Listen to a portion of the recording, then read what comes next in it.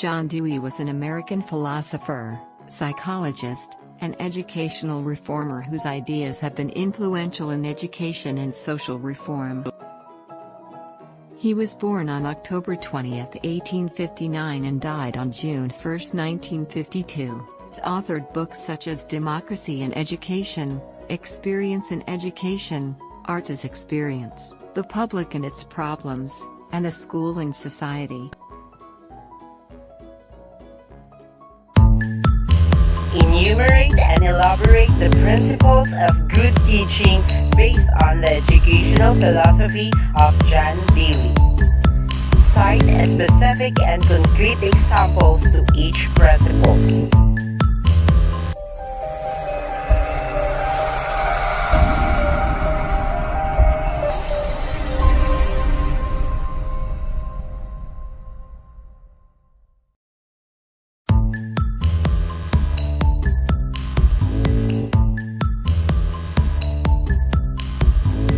Child as a core of educative process. Teaching is good when it's based on the psychology of learning. This is based on the concept that a child is made the center of the educative process. The nature of the child and the nature of the learning process and the laws that govern its operation determine the type of teaching to be done by the teacher.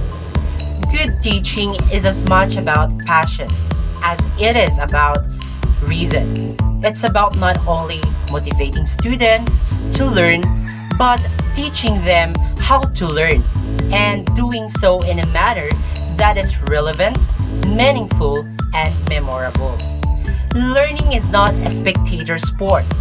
Students do not learn much sitting in classes, listening to teachers, memorizing prepackaged assignments, and spitting out answers. They must talk about what they are learning, write about it, relate it to the past experiences, and apply it to their daily lives. Lastly, they must make what they learn part of themselves.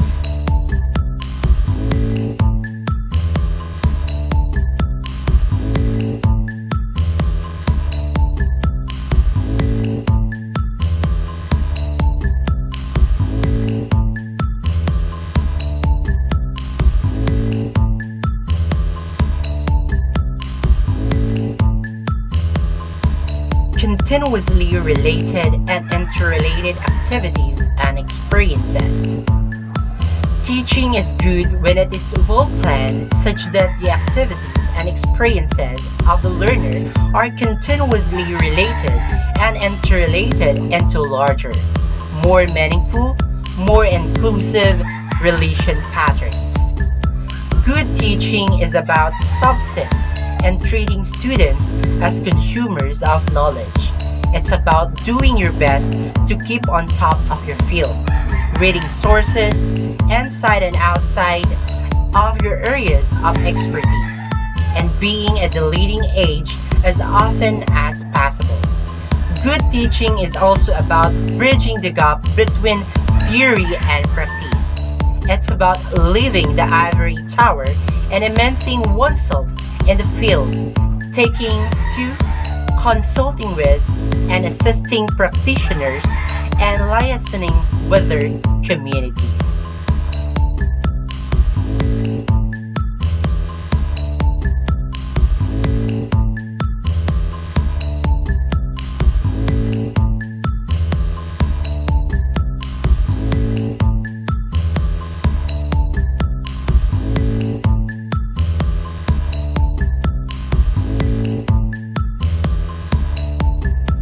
Conscious of zeal to be accomplished. Teaching is good when the learner is made conscious of goals or aims to be accomplished. This concept calls for proper motivation. Create clear student learning goals for each course, unit, and class period. Structure the course, unit, and lesson with the goals in mind. The identification and articulation of the learning goals and the objectives provides the foundation for the instructional design, development, delivery, and assessment of an educational event. These defined goals serve as the contract between the instructor and the student, defining what is to be taught and what is to be learned. Communicating these learning goals articulated in the learning outcomes. Specific instructional activities should be directed toward providing learners with the necessary skills, knowledge, or experiences to meet the goals and objectives of the course.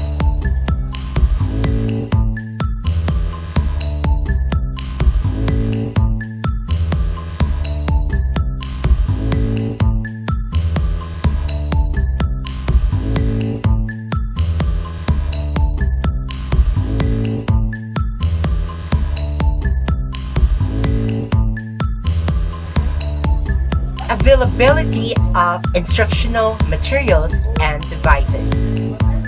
Learning is good when it provides learning experiences or situations that will ensure understanding. Good teaching requires a rich environment of instructional materials and devices. Instructional materials and devices will challenge the attention of the learners. They are more thinking and facilitate understanding, which make learning more meaningful.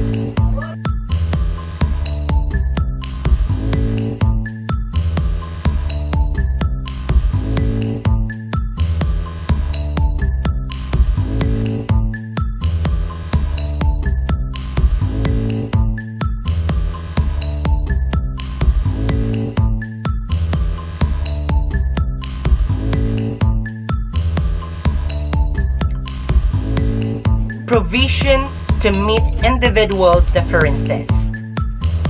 Teaching is good when there is provision to meet individual differences. This is based on the psychological principle that individuals differ from each other in their learning potential. To be effective, teaching must treat the learner as he is, but at the same time, with reference to what he might become. Good teaching is about listening, questioning, being responsive, and remembering that each student and class is different. It's about eliciting responses, developing the oral communication skills of the quiet students. It's about pushing students to excel. At the same time, it's about being human, respecting others, and being professional at all times.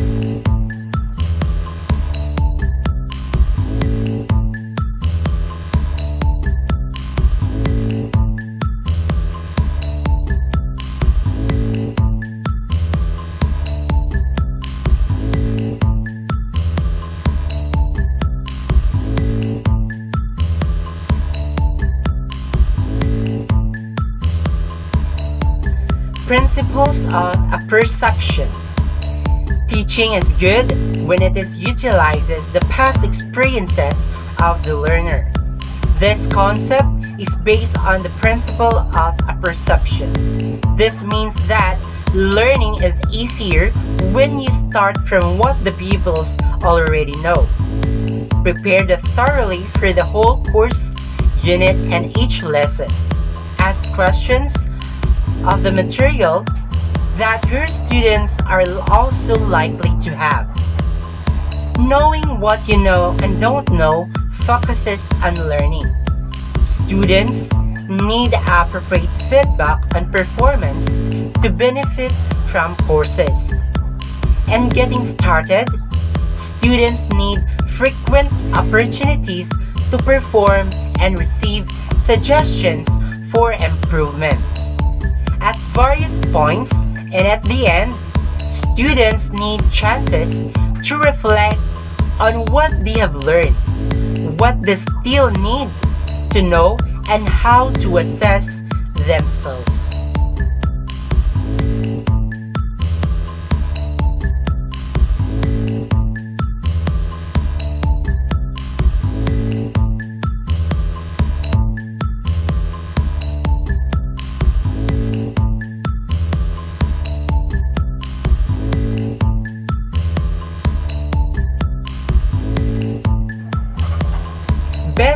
method liberates and encourages thinking. Teaching is good when the learner is stimulated to think and to reason. The best teaching method is that which liberates and encourages thinking. Effective teaching involves differentiation and integration, or analysis and synthesis. Generalization of facts learned is important in teaching for transfer.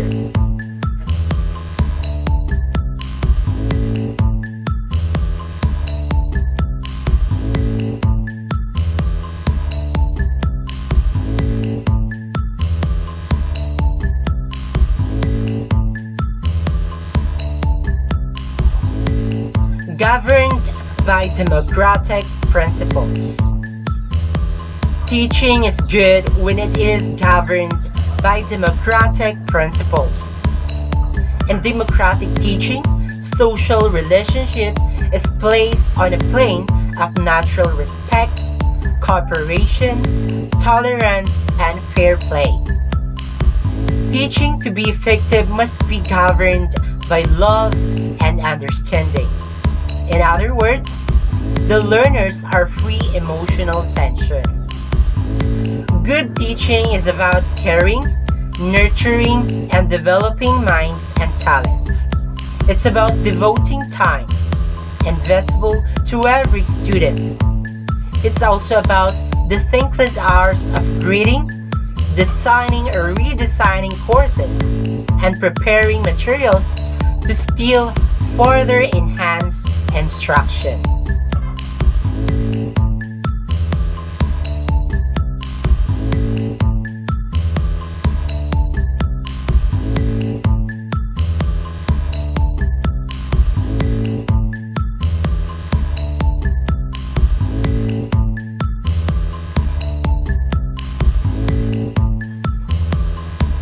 Method used supplemented by another method. Teaching is good when the method used is supplemented by another method and instructional devices. It is an accepted fact that good method is a synthesis of many methods. This is based on the principles that the best learning takes place when a greater number of senses are stimulated and utilized in the process. Good teaching is about not always a fixed agenda and being rigid, but being flexible, fluid and experimenting, and having the confidence to react and adjust to changing circumstances. It's about getting only 10% of what you wanted to do in a class then and still feeling good. It's about deviating from the course syllabus or lecture schedule easily when there is more and better learning elsewhere. Lastly, good teaching is about the creative balance between being an authoritarian dictator on the one hand and pushover on the other.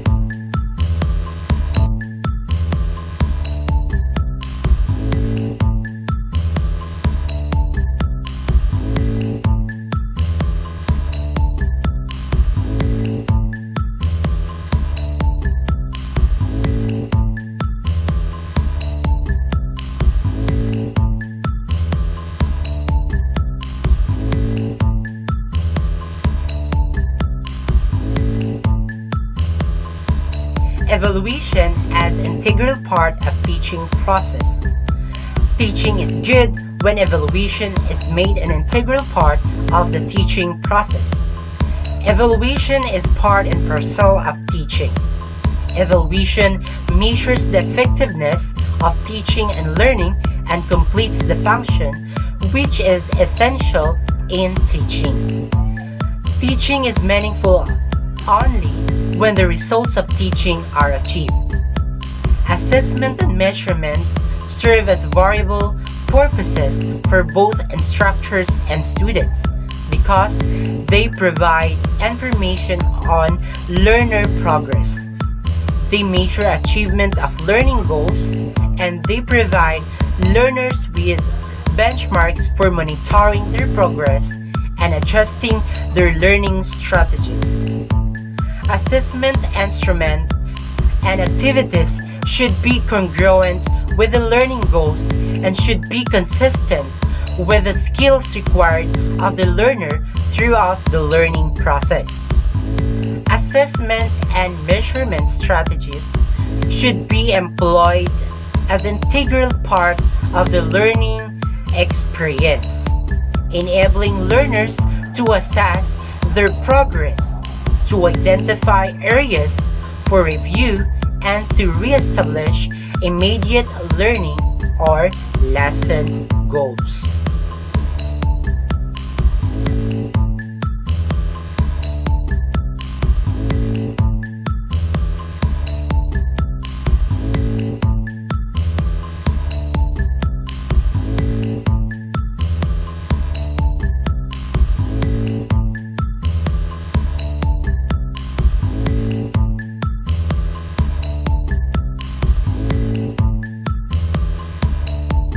Drill and review as an integral part of teaching and learning. Teaching is good when drill or review is made an integral part of teaching and learning. The teacher must bear in mind that drill and review have different meanings and functions. The purpose of review is to bring out relationships of facts learned to give new view or new meanings.